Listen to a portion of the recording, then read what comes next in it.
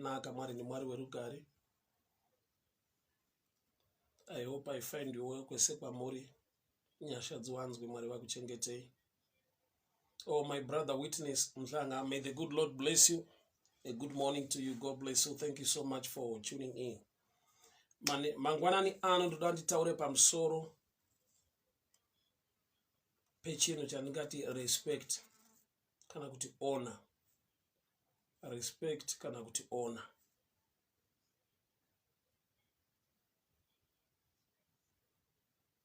Ndichada nditaure pamusoro pechinhu chandingati respect or honor. Kuremekedza kana kuti kukudza, especially the elders in the body of Christ. The elders in the body of Christ. Tinotenda Mwari zvikuru, Mwari wenyasha vakuchengetei, Mwari wenyasha vakugonesei.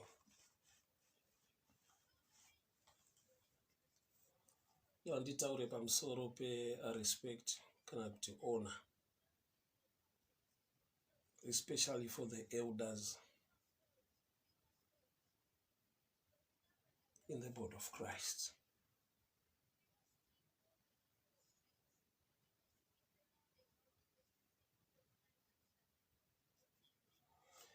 Right. 1 Samuel chapter 3. 1 Samuel chapter 3 from verse 2. 1 Samuel chapter 3 from verse 2 I'll read. One night Eli, whose eyes were becoming so weak that he could not barely see, was lying down in his usual place. The lamp of God was not yet gone out, and Samuel was lying down in the temple of the Lord, where the ark of God was. Then the Lord called Samuel. Samuel answered, "Here I am." And he ran to Eli and said, "Here I am, you called me." But Eli said, "I did not call you. Go back and lie down." So he went and lay down. Again the Lord called Samuel. Samuel got up, went to Eli and said, "Here I am, you called me." "My son," Eli said, "I did not call you. Go back and lay down." Now Samuel did not yet know the Lord. The word of the Lord had not been revealed to him. The Lord called Samuel a third time, and Samuel got up and went to Eli and said, "Here I am, you called me." Then Eli realized that the Lord was calling the boy. So Eli told Samuel, "Go and lie down, and if he calls you, say, 'Speak, Lord, for your servant is listening.'" So Samuel went and lay down in his place. The Lord came and stood there, calling as at the other times, "Samuel, Samuel." Samuel said, "Speak, for your servant is listening." Mwari vakudzwe nekuda kweshoko rawo. Nyaya ndinayo mangwanani ano ine chekuita nerespect kana kuti honor. Mukomana anonzi Samuel waiva pachechi yepashilo. Bhaibheri rinoti wanga wakarara muchechi pedyo nethe ark of God, neareka yaJehovha. Mwari vakamudana ndokubva amhanya kuna bishop of the house waiva Bishop Eli. So wakamhanya kuna Bishop Eli achingoti, "Mandidana here, ndiri pano. Here I am, you called me." Eli ndokubva ati, "Kwete, go back." So Samuel ane calling. Samuel ari kunzwa Mwari vachimudana, asi iye haazive kuti ndiMwari vari kumudana. So ari kunzwa in the spirit ndokubva atanga kumhanya in the physical. Mwari vari kumudana spiritually, Mwari mweya. Spiritually ari kudanwa, ari kunzwa the voice of God, the audible voice of God. But Bible rabuda pachena kuti the Lord was not revealed to him. Shoko ramwari, 1 Samuel chapter 3 verse 7. Now Samuel did not yet know the Lord. The word of the Lord had not yet been revealed to him. So Samuel pachake, Mwari vari kumudana, ari kunzwa kudanwa, but ari kumhanya kune munhu iye adanwa naMwari. Ari kumhanya kuna Bishop Eli iye achidanwa naMwari. Ari kudanwa spiritually, but ari kumhanya in the physical sense. Achimhanya kuna Bishop Eli. So wakamhanya kanokana kuita katatu. Svika Bishop Eli vakamutsanangurira. This time ukanzwa uchidanwa, usasimuka, usamhanya uchiuya kwandiri. Daira uchiti taurai tenzi, muranda wenyu akateerera. So Bishop Eli, by experience as the father or as an elder of the church, mavari mune experience, mune knowledge yekuziva kuti Mwari vanodana sei, Mwari vanotaura sei kumunhu. Samuel, nyasha, calling zviri paari, but that knowledge haisati revealed to him. Airara pedyo neake, aigara patemberi, but kuti azive the voice of God, anga asati akuziva. The word of God was not yet revealed to him. Munhu akaziva ndiani kuti mukomana ari kudanwa naMwari? Bishop Eli. Ko Mwari vari kudana munhu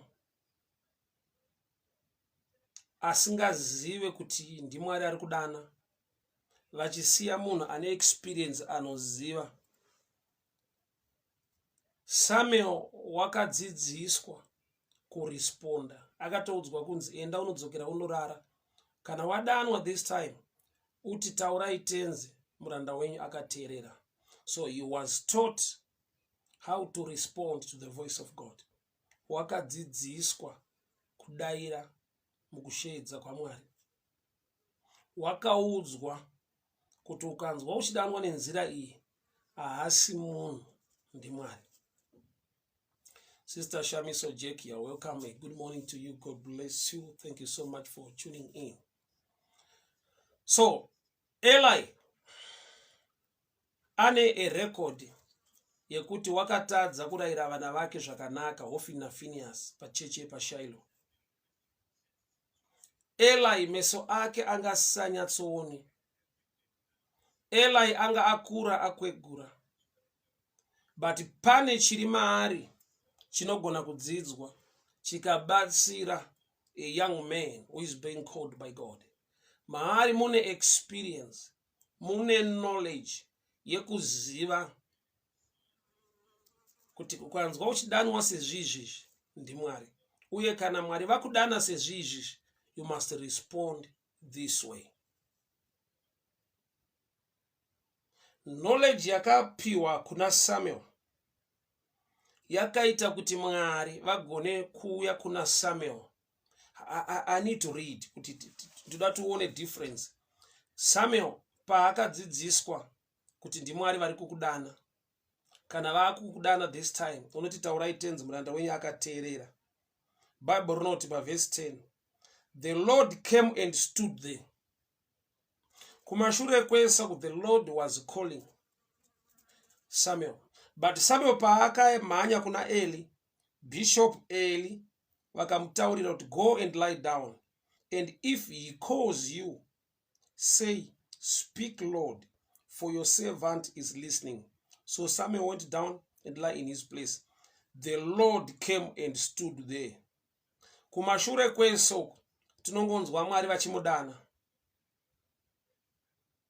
I'll read kumashure tinzwe panapa. From verse 4. Then the Lord called Samuel. Samuel answered, here I am, and he ran to Eli. So Mwari vaidana Samuel, and the Lord called Samuel. He got up and ran to Eli. But Samuel paakava neteaching nedzidziso from Bishop Eli, audzwa kuti usamhanya kuno ndiMwari vari kukudana, uye kana vakudana this time unoti taurai tenzi muranda wenyu akateerera. After aimpatwa this knowledge, this teaching, these instructions, verse 10, the Lord came.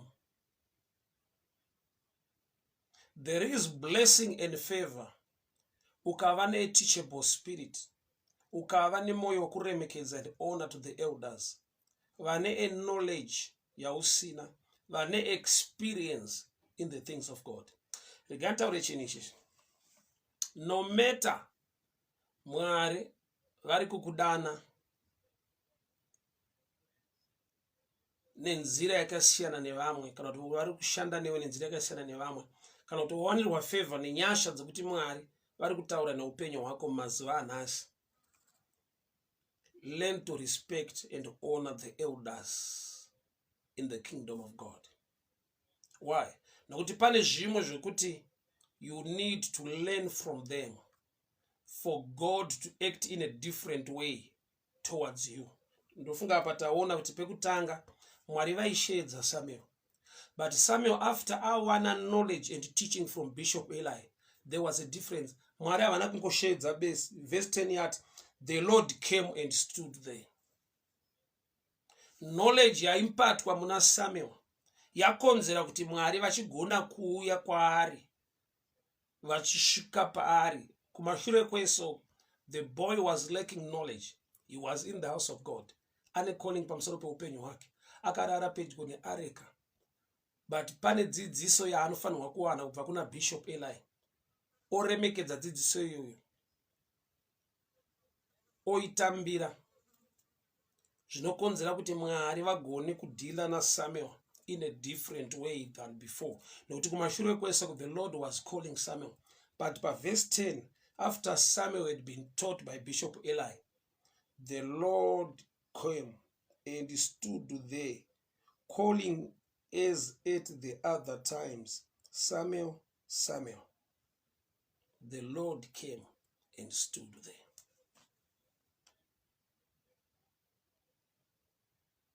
Muruwendo rekunamata tine ma-elders. Bhuku raJohn parinotsanangura my epistles of John rinotaura richiti, I write to you, fathers, because you have known him from the beginning. I write to you, young men, because you have overcome him. I write to you, little children or young children, for your sins are forgiven. Bible rinoisa 3 categories: fathers, young men, and little children.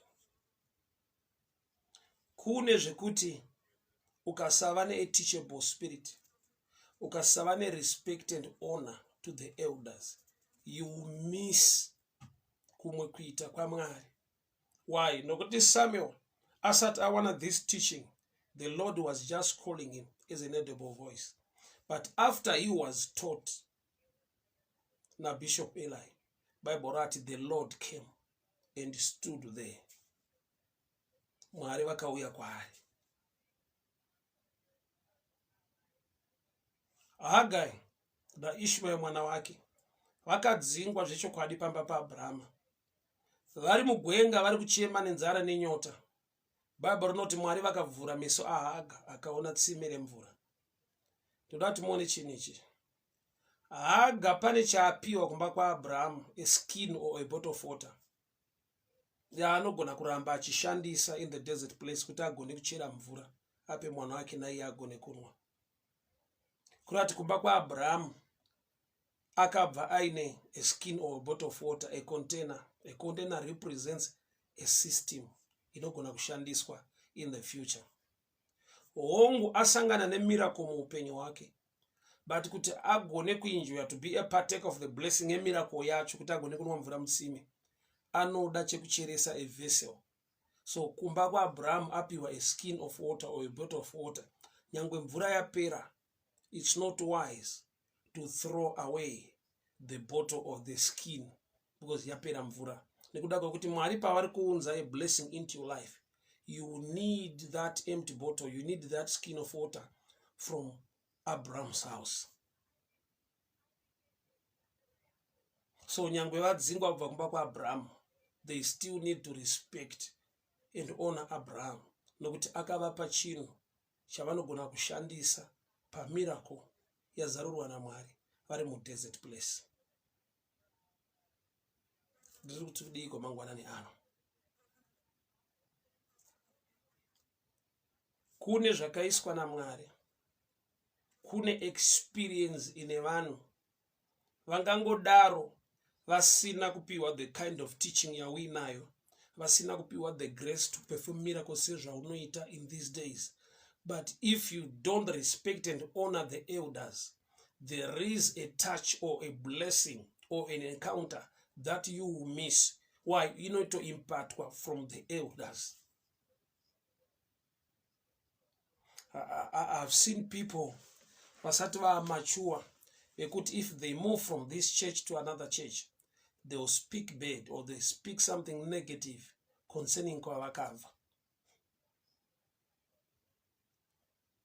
Wakabva kune imwe church uchienda kune imwe church, wobva watova nepfungwa yekuti takarasika.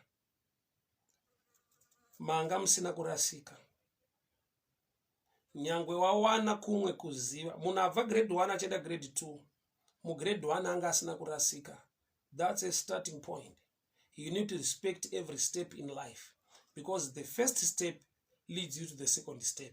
The second step leads you to the third step. Kuzoona wasvika pamusoro parofu pauri kuda kuenda. Every step rine value. Don't speak negative concerning the first step, nokuti wasvika pamusoro pemba. Hawaigona kuenda pa second, pa third, pa fourth usina kutsika ma first steps iwayo. So there are times ekuti vanhu vanoti aiwa takarasika, machechi ataipinda anga akazodai. Kutaura kaningati kuri childish concerning the things of the kingdom. Why? Nekuda kwekuti nyangwe Samuel akava mightily used by God, but munhu akamenta Samuel ndi Bishop Eli. Bishop Eli played a major role mu calling ya prophet Samuel. Mwari vakashandisa Samuel in a dimension iri greater than Bishop Eli, but Samuel was taught by Bishop Eli. I love saying Yeshona inoti nzombe huru yakabva mukurirwa. There are people who behave as if vakango start on that big platform without the guideline or the teaching or the impartation of grace and knowledge from others, especially the elders. God can mightily use you today, but learn to respect and honor the elders. Why? Because vane chavakadyara mauri chakakonzera kuti uende pane imwe step. Remember Samuel, Mwari vaingomudana iri audible voice achimhanya kuna Bishop Eli, kunoti he was running to the wrong person, achidanwa naMwari. Nekuda kwekuti nyangwe ari kudanwa, ari kunzwa Mwari vachitaura, but haazive kuti ni Mwari vataura. Stage inogona kuwanikwa muupenyu yekuti Mwari vanotaura muupenyu hwako, but iwe nokuti hauzive kuti ndi Mwari, unogona kuzvitora ordinary uchiti munhu. Say Samuel ari kumhanya kuna Bishop Eli, number 1, zvaigona kuva chikonzero chekuti izwi raMwari, voice ranga richiita sekunge raEli. Mwari vachida kugadzira a relationship between Samuel and Eli. Nokuti dai Mwari vakausa a different voice, Samuel agara pa church pana Bishop Eli anoziva voice ra Bishop Eli. Saka Mwari dai vakausa a different voice than Eli's voice, icho kwadi kuti haigona kumhanya kuna Eli, aigona kungodaira aripo. Why? Nokuti anongoti handizivi kuti ndani ari kundidana, but havasi Bishop ari kundidana.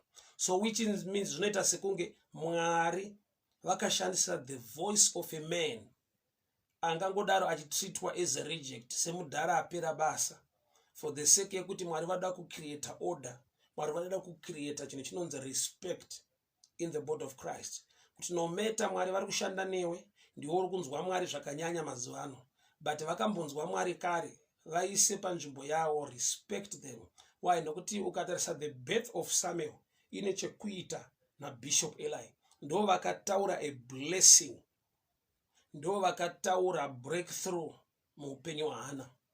Hana ainamata pacheche paShilo. Bishop Eli vakamuropafadza vakati Mwari ngavazadzikise, ngavakuitire zvaunoshuwira. So kana Samuel auya nyangwe achida kuzoshandiswa mightily by God, Mwari chavasingade kudisturb. Our God is a God of order. So Mwari vachidana Samuel zviri pachena kuti vakashandisa voice raBishop Eli, nokuti varoda kucreate unity, varoda kucreate respect and honor muboard of Christ. Why? Nokuti Samuel akanzwa voice richimudana, oziva kuti voice iri harisiri pano, handinobvira ndamborinzwa, aigona kungoshanda nepfungwa yekuti ndofunga ndiMwari. Bachaipa Samuel kumhanya kuna Bishop Eli, Mwari vaishandisa the voice ya Bishop Eli, so that Bishop Eli na Samuel vave ne relationship. Samuel agone kuziva kuti nyangwe Mwari vandidana varikuda kutaura neni, but I still need to respect the man who was in charge of church at Shiloh panzvimbo ino. Amene vandunzika zvakanaka vana. Samuchiona kazhinji when people get dreams, hapana anogona kurota Mwari, hakuna akaona Mwari. But chinoitika ndechekuti sometimes unoita madreams, unorota a man of God, a woman of God, a prophet, an evangelist, unorota vanhu vaMwari vawakatenda ukagamuchira. Sometimes unogona kurota vachitaura newe. Chiri kuitika ndechekuti Mwari vada kuti vacreate, ndiMwari vanenge vachitaura newe, but vanoshandisa the face yemunhu waMwari wawakatenda kuti aite sekunge ndiye ari kutaura newe. Why? Nekuda kwekuti Mwari vada kuti vacreate a relationship yekuti ugone kudzidza kubva kune munhu wavo. Hausi kurota prophet kana warota prophet. Itsika yaMwari yekuti Bishop Eli pachechi kana Mwari vakuda kutaura naSamuel, vanotora the voice raBishop Eli, nekuda kwekuti varoda kucreate a respect kana kuti order. Our God is a God of order. Mwari wedu unoshanda neprotocol to an extent yekuti nyangwe Mwari vakanzwa kuchema kwaIshmael mugwenga, ngirozi ikatokonfirma itaura naHagai kuti Mwari vanzwa kuchema kwemwana, asi akavhurwa meso kuti aone tsime ndiHagai, iyo Mwari vati tanzwa kuchema kwemwana. Sei meso aHagai ari kuvhurwa naMwari vanzwa kuchema kwemwana? Kuitira kuti kana mukomana nyangwe akazoziva kuti tsime nderangu, but anoramba ana respect kuna mother, nekuda kwekuti iwo amai ndo vakagona kuvhurwa meso vakaona pane tsime vakamupa mvura. Hama dzangu, mukingdom yaMwari, muimba yaJehovha, chinhu chinonzi respect kana kuti honor chino unlocka mamwe madoors, uye chinogona kukonzera a delay mulife yevamwe vanhu. Vana veIsraeri vakaita makore akawanda vari murenje. Chimwe chezvikonzero chakakonzera delay inhau yekuti Miriam naAaron vane mashoko avakataura against Moses. Miriam naAaron vane mashoko avakataura against Moses. Miriam akava nemaperembudzi, and the Bible rinoti akaiswa kunze kwetende kana kuti kwemisasa for 7 days. Israel haina kufamba for 7 days nekuda kwekuti kune mashoko ataurwa naMiriam against Moses.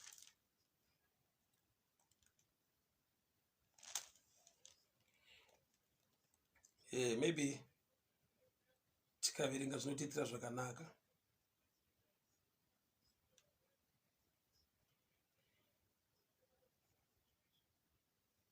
That's Numbers chapter 12. Numbers chapter 12. But I'll go to verse 10. Numbers chapter 12. I'll go to verse 14. The Lord replied to Moses, if your father had a spit in her face, would she not have been in disgrace for 7 days. After that, she can be brought back. So Miriam was confined outside the camp for 7 days. And the people did not move on until she was brought back. Chimwe chakaisa delay mukempi ya Israel. Kutaura kwakaita Miriam na Aaron against Moses. Bible not Miriam akava nemaperembudzi. Ndobva aendeswa kunze kwemisasa kunze kwematents for 7 days. Bible ndobva rati, and the people did not move until Miriam was brought back. So Miriam chimwe chezvikonzero chakadelaya vanhu parwendo rwekuenda kwavaienda nekuda kwematauriro aakaita against Moses. Mwari vakarespecta honor to an extent yekuti Miriam akava nemaperembudzi akaenda kunze kwemisasa for 7 days and people did not move. Kureva kuti muupenyu kune zvinhu zvinogona kusafamba, kwete nekuti hausi prayerful, kwete nekuti hauna mate, but une protocol yauri kuchikora in the kingdom of God ine chekuita nerespect kana kuti honor. For 7 days vanhu vanga vakamira vachinzi mirirai Miriam ane maperembudzi. Akaitei? Ane zvaakataura against the servant of God. And remember, she was a sister, elder sister pamusoro pasho,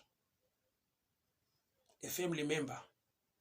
But when it comes to the things of the kingdom of God, hapana kuti budi kana kuti sisi, aifanirwa kungoziva kuti Moses is the prophet of God.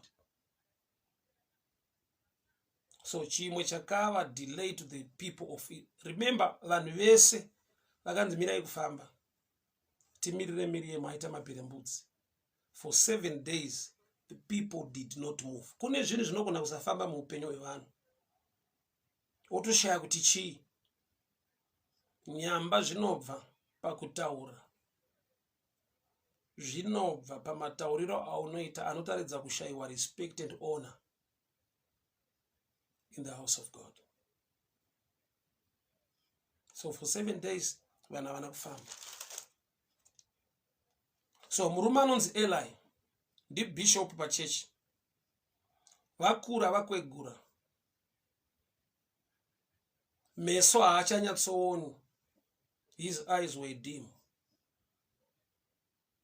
But maari mune knowledge, despite machallenges ari paari, knowledge yaanofanirwa kuimpata kuna Samuel, kumudzidzisa kuti kana Mwari vadana unoresponda uchiti taurai tenzi muranda wenyu akateerera. Kana wadanwa this time usamhanya usamuvharamba uri ipapo.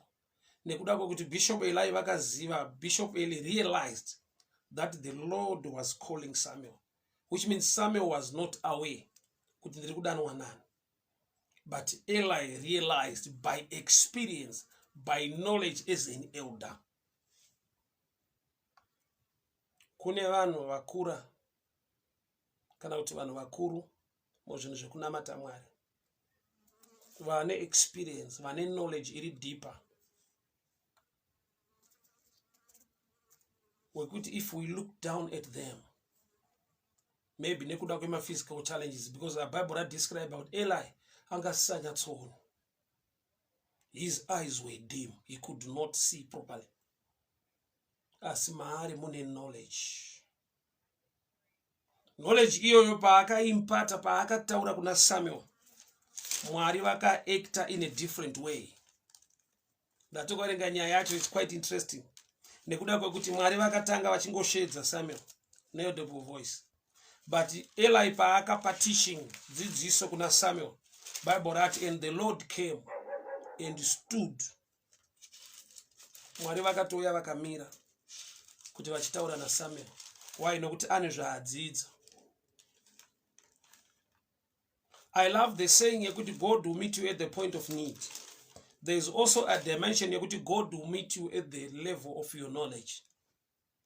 Kurata pa Mwari vari kumuvha vachienda kuna Samuel, wavari kuziva kuti ane knowledge, ane understanding iri better nokuti ane zvaadzidza kubva kuna Bishop Eli.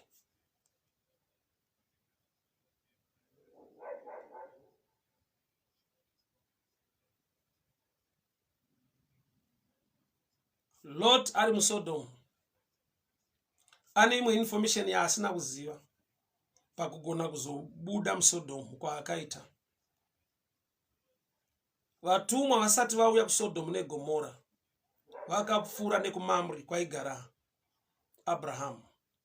Matumwa vakarevhila kuna Abraham kuti ndozvatiri kufambira kuSodom. Abraham as a father akaintercede on behalf of Sodom. So it actually is the prayers of Abraham dzakaita kuti Lot ave neconnection yefavor.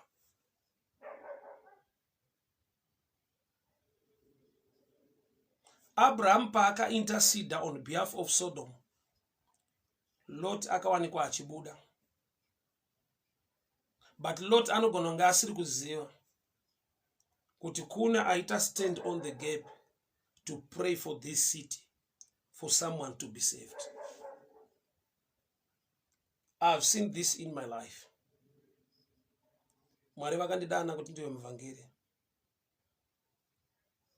asi kune vanhu vanoita stand on the gap to intercede for the grace of God, for God to use me in this ministry. Havangaparidze seni nokuti havana kudanwa kunzi vaparidze, but mavari mune knowledge, mavari mune a heart concerning the work of God, so they stand on the gap. So respect for elders, despite the elder munhu anopinda kuchechi kupa akazoita sei. But one thing I know, there is an Eli somewhere. Angangodaro asisaoni, angangodaro ane a challenge, angangodaro akura akwegura. Pane mfana wechidiki Samuel arida kuita basa, Mwari waari kudana, but Samuel akashayiwa knowledge, akashayiwa a teachable spirit, akashayiwa respect to Bishop Eli. Haagoni kunzwa Mwari zvaanoda kutaura muupenyu hwake. Why? Nokuti Mwari paaingodana Samuel aimhanya. Mwari vada kutaura naSamuel, Samuel ari kusumuka otomhanya kuna Bishop Eli. Mwari vakatozotaura naSamuel, Samuel adzikama, akudzidziswa kuresponda kwakanaka kunoita kuti Mwari vataure. Taurai tenzi, muranda wenyu akateerera.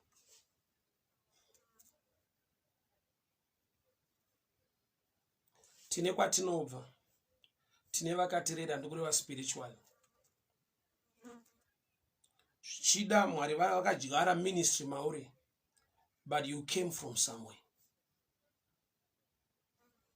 Zvichida une chipo chiri kumanifesta chiri mauri, Mwari vari kukushandisa in a better way or greater way, but you came from somewhere. Somebody imparted knowledge in you. Or kune vanhu vari ready to speak a word into your life, to teach you, to help you in a certain area. But nekuda kwokuti uri Samuel anorara pedyo neareka, uri active, unomhanya, uri kunzwa uchidanwa, sometimes izvozvo zvikazara mauri unogona kuignore. Panobva help, panobva teaching, inogona kubenefita your ministry. Samuel ari kudanwa naMwari, but kuti azonzwa Mwari vachitaura chavari kumudanira, there must be an Eli, a bishop, a man, an elder who can impart him knowledge and understanding of the kingdom of God. That's why ndichizviramba kuti munhu anogona kumira achiti I'm the only true man of God. Vamwe vese ava mafeki. That's dangerous in the kingdom. Somehow, you need someone who can teach you, who can help you to understand the things of. Nokuti kune zvinhu zvinogona kungodzidzwa bedzi by experience. Unogona kudzidza zvinhu by revelation, by knowledge, but kune zvinodzidzwa by experience, and you cannot get experience uri mudiki kusvika wakura. Experience chinhu chaunoita pass on, pass through nemachiri.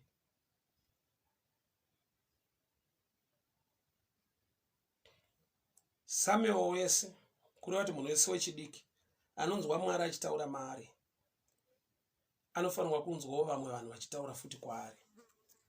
kuti Mwari vataure imwe nyaya vanoda kutaura kwauri ndokunge warimekedza kutaura kwavamwe vanhu kwauri. Muri kuona iri picture iri pano kuti Mwari vari kudana Samuel, Mwari vari kutaura kuna Samuel, but Samuel anonotaurwa naye. Pakati pekuti Mwari vari kutaura naye kune munhu anotaura naye kuti agone kunzwa nekuziva kuti ndiMwari vari kutaura naye. You can't be a lone ranger in the things of the kingdom. Haungati hai kunamata ndozvinamatira Mwari ndinovanzwawo vanotaura neni ndinotovanzwa ndinodai. That's an error. There are things you need to be taught. Zvakadzidzwa nevamwe through experience. Une zvaunogona kudzidza nekuziva by revelation, by knowledge, by wisdom. But zviriko zvinongodzidzwa bedzi by experience. So you need elders. Vaunotenda nekurespecta vakataure muupenyu hwako. Nokuti pane a dimension yekuita kwaMwari inongoitika bedzi when you respect and honor elders otaura muupenyu hwako. And the Lord came and stood. Aipapa nditira zvakanaka manje. 1 Samuel chapter 3 verse 10. The Lord came and stood there, calling Samuel as at the other times. Kumwe kwese kuMwari vaingodana Samuel, vachingodana Samuel achimanya kuna Bishop Eli. But after Samuel aimpatwa knowledge, I reveal what the word of God by Bishop Eli, the Lord came. So kune zvinhu zvinogona kuuya muupenyu hwako nekuda kwekuti wakagamuchira, wakatenda dzidziso, wakatenda the experience knowledge iri mumaelders. Samuel ari kudanwa naMwari asi haazivi kuti Mwari vari kumudana, asi ari kudanwa naMwari. Ari kumhanya akananga kuna Bishop Eli. Bishop Eli vanomupa teaching iri valid.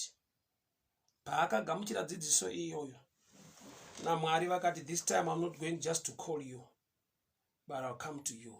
And the Lord came and stood there.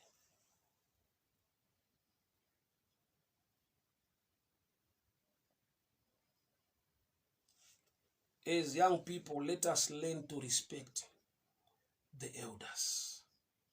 Kana shoko raMwari richitori recognize kuti kune vanhu vari muremu kana kuti mukategori yekuva mafathers. Vana havasi mafathers because of anything else. Bible not, I write to you fathers because you have known him.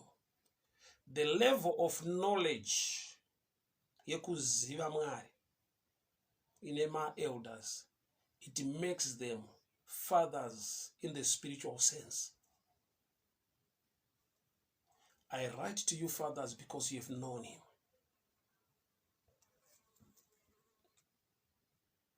So munhu kuti ave baba munhu akura, mukukura munhu anosangana nezvakawanda, which means une zvaadzidza by experience zvaanogona kuimpata nekudzidzisa the young people.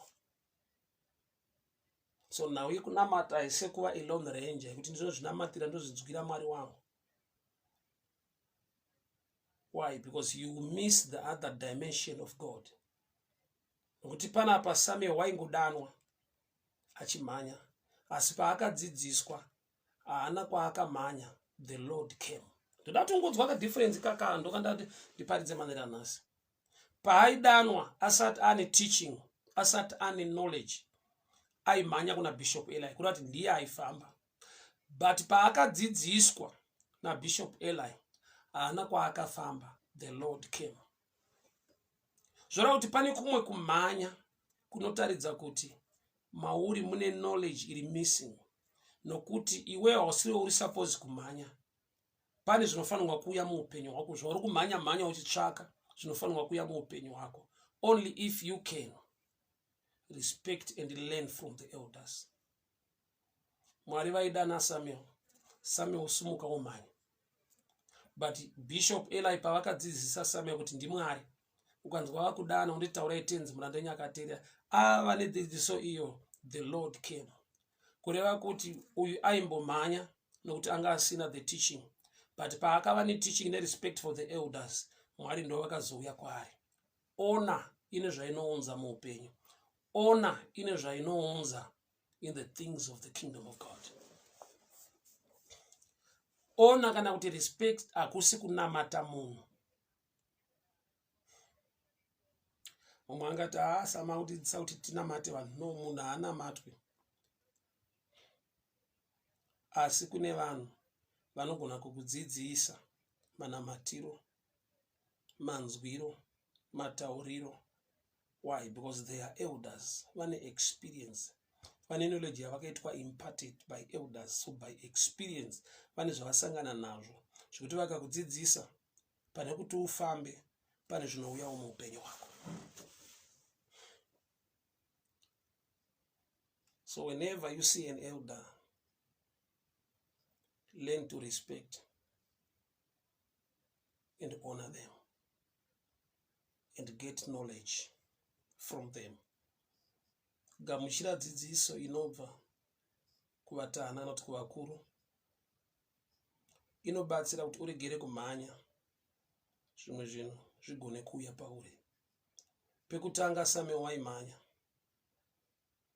kune knowledge yaishota maari. Paakapiwa information neteaching, akanzi aiwa ufanirwa kumhanya kana kusimuka, unongoti taurai tenzi muranda akateerera. Kureva kuti Mwari vaiona, vainotisa, vaiona zviri kuitika pana Samuel, kuti vakamudana vari kuona asumuka amhanya, vakamudana asumuka amhanya. But paakaenda akanopiwa dzidziso, Mwari vakati kana wane kuziva, wane respect and honor for the elders, waimpatiwa this knowledge, I am the one coming to you. Kune zvinhu zvinouya muupenyu hwako because of respect. Kune delay inogona kuitika muupenyu hwako because yekushayiwa respect and honor. Look at Miriam. She delayed the whole team. Vanhu vese vakamiswa kufamba.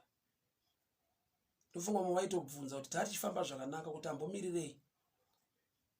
Unzwa kuti aiwa Miriam ane zvaataura against Moses, saka waita maperembudzi.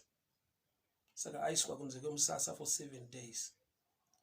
So vanhu vakamira 7 days. Nekuda kwekuti kune munhu atadza kutaura against the servant of God Moses. So kune delay inogona kuuya muupenyu nekuda kwemamwe matauriro.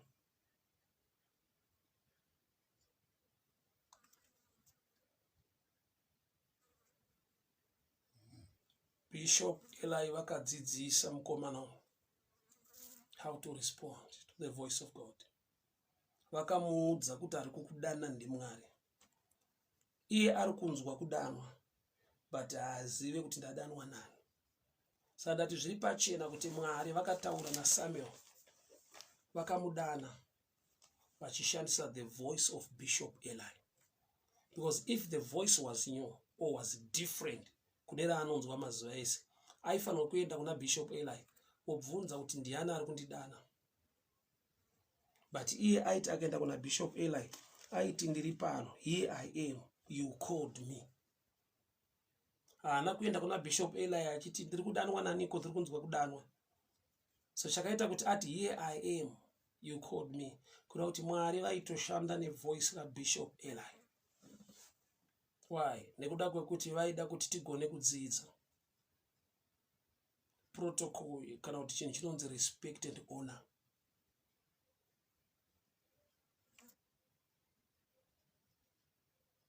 Ndinotenda Mwari zvikuru. Mwari wenyasha, Mwari werugare, vakuchengetei, vakugonesei.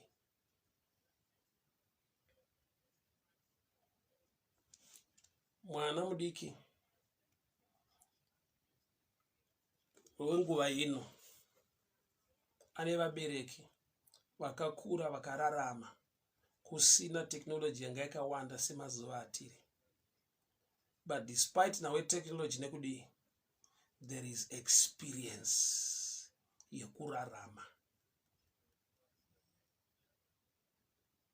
Kune experience yekurarama yakaitwa nevabereki vane knowledge yavanoita impact kuvana vavo, even vari mumazuva muira yeteknoloji yakadai. Technology haikupe experience yekurarama, inotokupa kuexperience zvinhu mukurarama. Maybe I'll repeat. Technology inoita kuti ungoexperience tunhu twakawanda mumazuva atiri mukurarama, but ivo vakuru vekare vakaexperience zvinhu muupenyu zvaunoti ukasadzidza kubva kwavari, you miss a lot even uri mutime yetechnology yakadai. Technology haikupe experience, technology inokupa knowledge to experience things muupenyu wanasi. So hazvigoneke kuti uve munhu anotsva muzvinhu zvaMwari, anoda Mwari zvakanyanya, but asina respect and honor to the elders. Why? Nokuti Mwari vane zvavanoita kana vaona kuti une respect and honor to the elders in the body of Christ. Mwari wedu ndi Mwari weorder, asi Mwari wenyonganiso. Uchaona kuti nevamwe vese, nyangwe nevamwe vanotuka vanhu vaMwari vakuru, vane zvavakadzidza kubva kuvanhu ivavo, zvavanotadza kubuda pachena vachitenda. Ini chandinoziva, kana munhu akanzi ane zvaanotadza, haangatadze zvese. Nokuti kana munhu asingagone zvese, hakuna anogona zvese. The reverse is also true. Hakuna angatadze zvese, ane zvimwe zvaanogona, zvaunofanirwa kubata nokudzidza.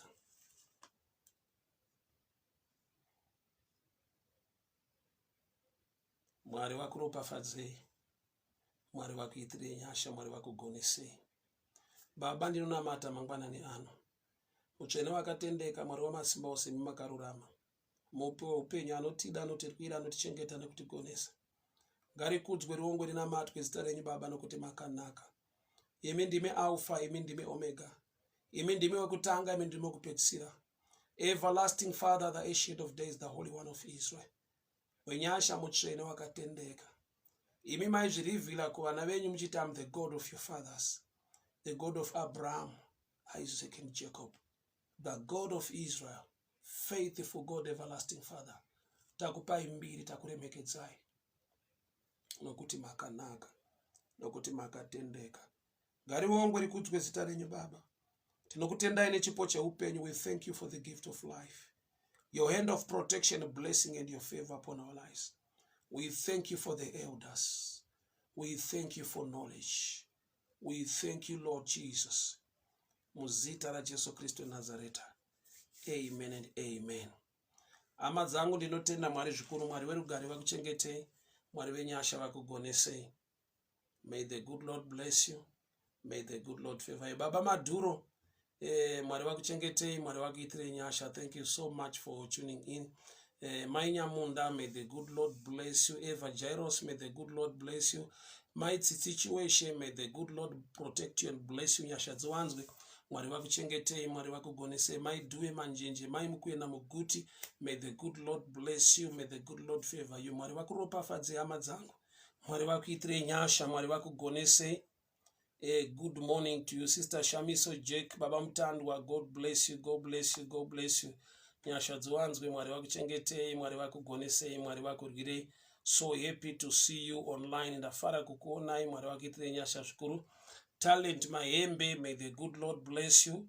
May the good Lord favor you. Eva Jairus, may the good Lord bless you. Thank you so much. T Mushi, may the good Lord bless you. Kudzai Zengeni Tafirei, Mwari vakuropafadzei. Mochinos, may the good Lord bless you. Father, I pray, ndinonamata muupenyu vana venyu, ndataura nyasha kuchengetwa nekugoneswa. Favor inobva kwamuri idururwe mukati meupenyu hwavo. Muzita ra Jesu Kristo Nazareta. Amen and amen. Pastor Masiwa, God bless you. Thank you so much for tuning in. Mwari vakuitirei nyasha, Mwari vakuchengetei. Bye bye.